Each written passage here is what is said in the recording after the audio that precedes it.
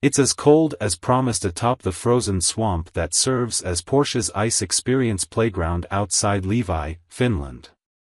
We're well into the Arctic Circle here, where temperatures routinely hang in the single digits and the ice is thick enough to have you seriously considering climate change denial as a stance. But it's a dead still day, with neither wind nor snow driving home the reality of the latitude. Across the horizon the perpetually low-hung sun paints the fjall landscape an impossibly neon orange, tattooing the illusion of warmth onto the utter whitewash that is the rest of the Arctic scene. In a way, it's pleasant up here. Rising from and perhaps adding to the bizarre tranquility of it all is the occasional whoosh each time a Porsche Taycan 4S drifts by on its way around a huge skid pad on the ice directly ahead. Plumes of spun snow fly 5 feet in the air with absolutely none of the oral drama internal combustion would be delivering. It's like watching a familiar scene with the engine noise on mute. Strain and you can hear the low hum of the fake motor sound, but only just. One of the on-site engineers breaks the silence. "We've had to replace a door already. It would be bad to lose a car," he says. He's more concerned than Jerry Heinonen, our host and Finnish rally driver, who nods casually inside his insulated jacket hood. Thus far Jerry's singular focus has been on showing us how good a time can be had with Porsche's all-wheel drive electric sedan, and he's not breaking. The 2020 Porsche Taycan 4S, by the numbers. Base price, $105,150. Powertrain, 2 permanent magnet synchronous motors, 79.2 kWh lithium-ion battery, single-speed transmission up front, 2-speed in the rear, all-wheel drive. Horsepower, 522 horsepower. Torque, 472 lb-ft. 0 to 60 miles per hour, 3.8 seconds. Top speed, 155 miles per hour.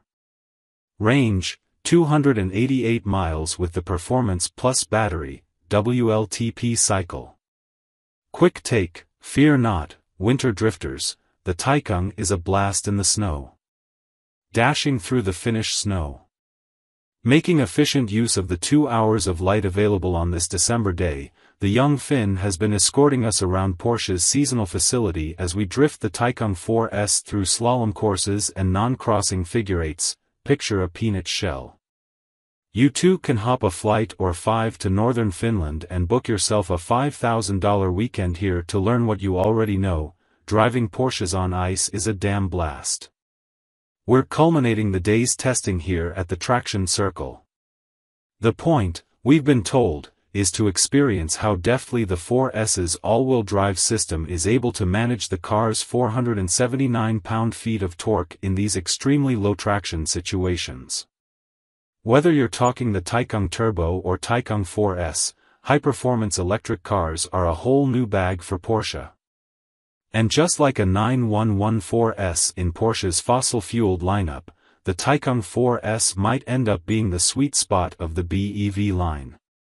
Even at its temporary starting price of $114,340, it's a Porsche, so you can option it into the stratosphere. The Taycan 4S with its optional bigger battery is more than 40 grand cheaper than a turbo.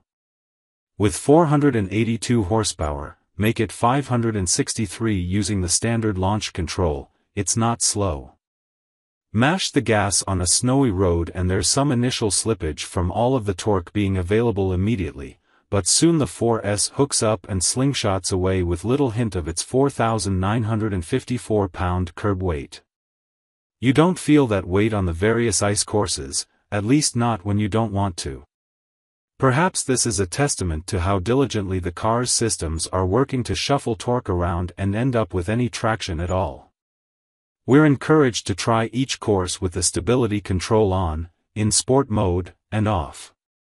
The electronics are effective in reining the Taycan in when the ESP is switched on, too much so. The system allows for little in the way of danger, fun, or dangerous fun.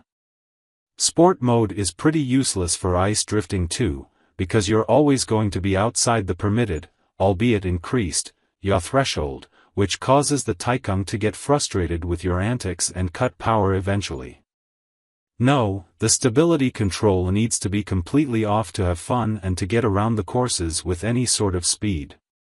By contrast, Heinonen confirms our suspicion that other settings are best left as soft as possible, the suspension, so that you can feel the body roll and react quickly, and the accelerator, because all that monstrous torque is available at tip-in. You can't temper the fury with fewer revs like you would in a gas-powered car. The sensitivity of the pedal is your only adjustment here, so the more granular and gradual the programming, the better. Throw it at a corner, turn in, throttle down, and the Taycan kicks out and powers through a controlled slide. Sorry to sound like we're copping out, but here too it's tough to understand how its sideways behavior comes down to the Taycan's big PDCC brain shuffling torque around versus changing traction conditions. Depending on where you have a wheel, there's either a fair amount of snow, and thus traction, or absurdly well-polished ice, and no traction, and every corner is an unpredictable checkerboard of both. We've drifted many a Porsche in the snow and ice, and it's been easier to hold a slide in any of them. But again, this is a completely unscientific comparison because there are just too many other variables, and besides, the Taycan 4S is no less fun, which is what really counts. You might imagine its performance on ice as the product of a supercomputer making decisions, but the staggering acceleration itself is at least partially due to the rear motor having the same 2-speed transmission as the Taycan Turbo, with the lower gear dedicated to getting to speed in a hurry. Up front, the pulse-controlled inverter can send a maximum of 300 amps of juice to the permanently excited synchronous motor, while the larger rear setup can receive up to 600 amps. Interesting tidbit, the motors appear identical to those of the quicker Turbo and Turbo S Taycans from the outside. The difference is internal. The rear motor of the 4S has fewer coils, less copper, less power.